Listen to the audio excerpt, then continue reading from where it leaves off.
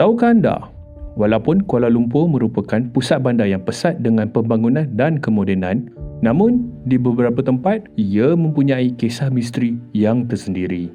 Jom kami dedahkan 5 tempat paling keras di Kuala Lumpur. Sebelum kami teruskan, bantu kami dengan menekan butang like, loceng dan subscribe. Kerjasama anda amat kami hargai.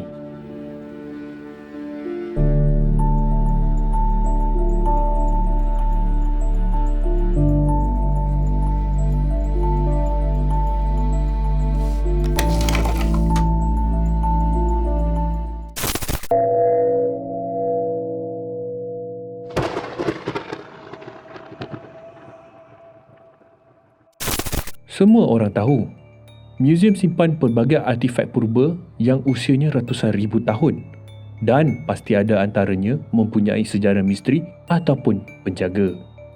Bukan je ada barangan lama, tengkorak manusia dan rangka haiwan yang datang dari pelbagai negara pun ada.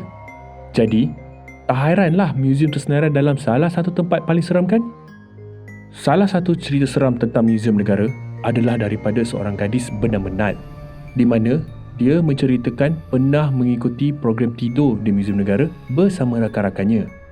Pada malam itu, ketika dia bersama rakannya ke galeri A, dia menyedari ada sebuah batu lilin yang memandang ke arahnya ketika dia sedang membaca informasi tentang Perak Man. Ketika sedang tidur, Nat telah diganggu hingga tidak boleh melelakkan mata kerana terasa ada sesuatu berhampirannya. Saat dia melelakkan mata, dia juga merasakan ada benda yang melompat-lompat di atas mukanya. Bagaimanapun, dia tertidur selepas membaca bermacam-macam surah. Cerita seterusnya adalah daripada Ketua Pengarah Muzium Negara, Datuk Ibrahim Ismail sendiri.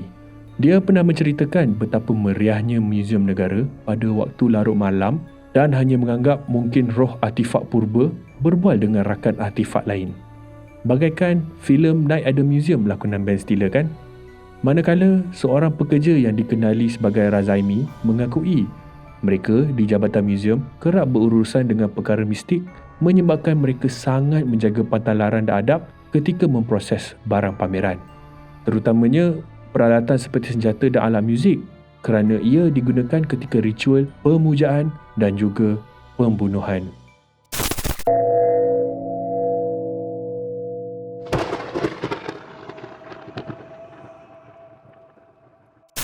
Hospital dan kisah mistik memang tak dapat dipisahkan. Namun, dalam banyak-banyak hospital di Malaysia, antara yang dianggap paling keras adalah Hospital Lady Templar yang terletak di Ceras. Hospital ini dibina pada tahun 1952 dan ia dihaskan untuk orang yang ada penyakit jantung dan batuk kering. Hospital ini juga merupakan tempat yang pertama pembedahan jantung pernah dijalankan di Malaysia. Bagaimanapun, hospital ini ditutup pada tahun 1985 dan sebahagian daripadanya dijadikan poliklinik Ceras sehingga tahun 1995.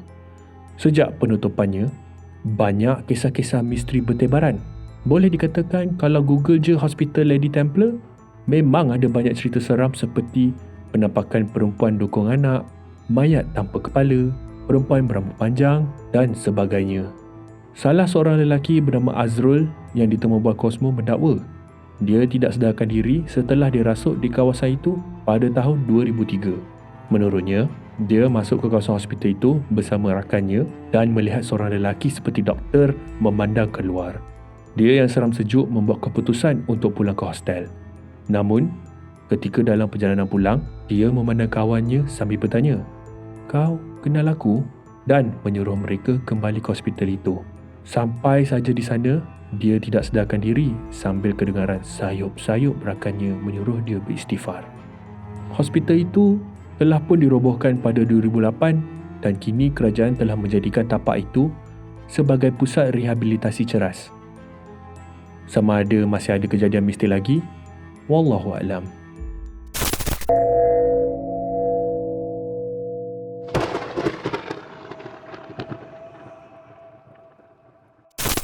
Dengan reka bentuk sekolah ini yang mempunyai elemen-elemen British, kita sudah dapat menjangkakan sekolah ini telah didirikan sejak zaman penjajahan iaitu pada tahun 1893.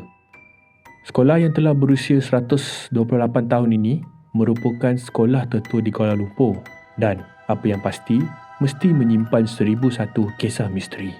Dahulunya, sekolah ini pernah menjadi tempat pengkalan tentera Jepun pada Perang Dunia Kedua.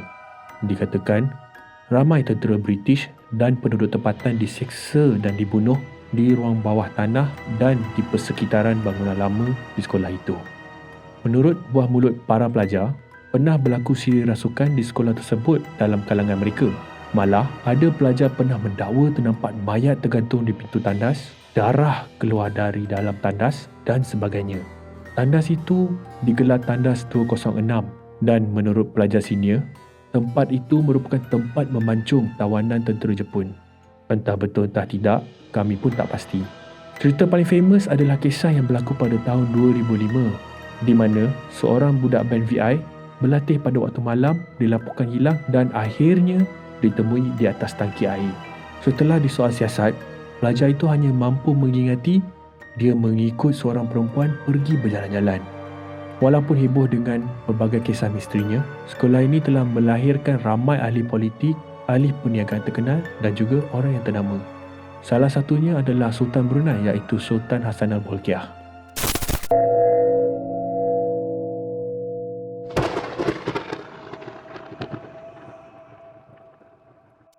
Siapa yang arif dengan Jalan Raya Kuala Lumpur mesti tahu Jalan Bukit Tungku ini di mana. Sebab di Kuala Lumpur ini tak banyak pun kawasan tinggi dan Jalan Bukit Tungku adalah antara salah satu daripadanya. Kalau korang tengok drama Melayu, tayang babak atas bukit berlatar belakangkan keindahan kota Kuala Lumpur, kemungkinan besar penggambaran itu mesti dibuat kat Bukit Tungku.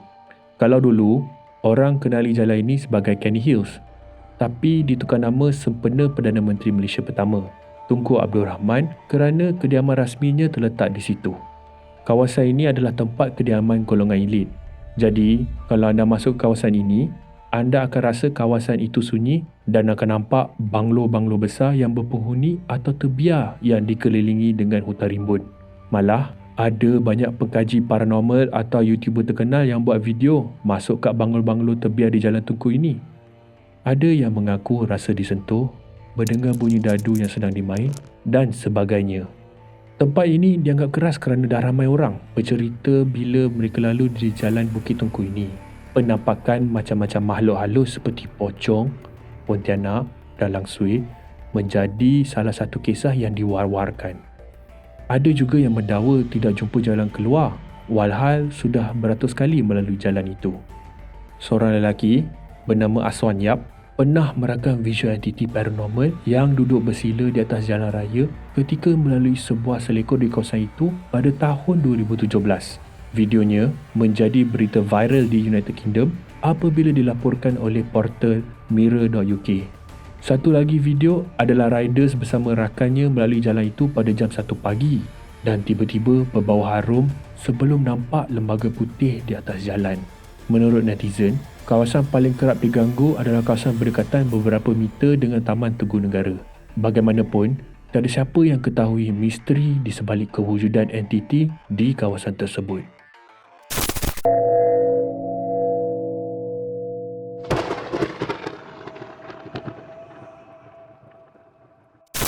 Dalam banyak-banyak penjara di Malaysia, yang paling heboh orang perkatakan kisah mistiknya adalah penjara Pudu.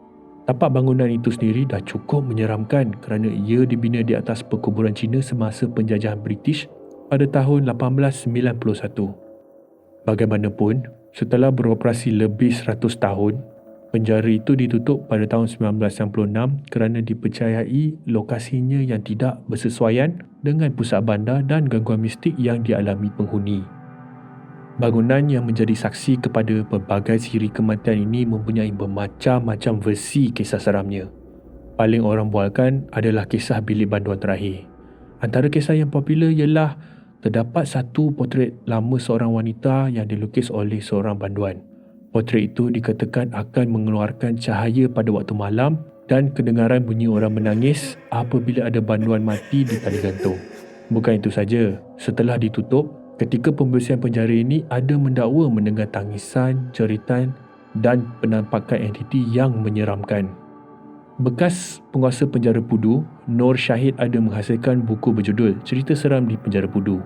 Kisah ini diceritakan kembali berdasarkan pengalaman warden penjara dan banduan-banduan sendiri yang mengalami gangguan makhluk halus.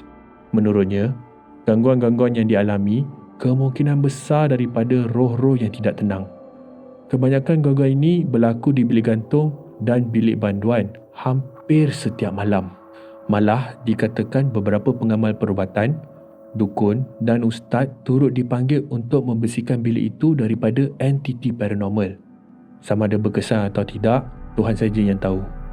Penjara Pudu telah pun dirobohkan pada tahun 2012 setelah pihak kerajaan bersetuju tapak itu dibangunkan sebagai pusat beli belah yang dikenali sebagai Bukit Bintang City Centre. Yang tinggal kini hanyalah pintu gerbangnya dan kisah-kisah misterinya. Itu dia 5 tempat paling seram di Kuala Lumpur yang diakui aktivis paranormal. Sama ada anda mahu percaya atau tidak dengan kewujudan makhluk gaib ini, terpulang kepada anda. Apapun, jangan lupa like, share dan subscribe untuk menolong kami tidak dihantui oleh algoritma YouTube. Jika anda ada topik yang anda ingin kami kupaskan, sila letak di ruangan komen. Sehingga video seterusnya, salam.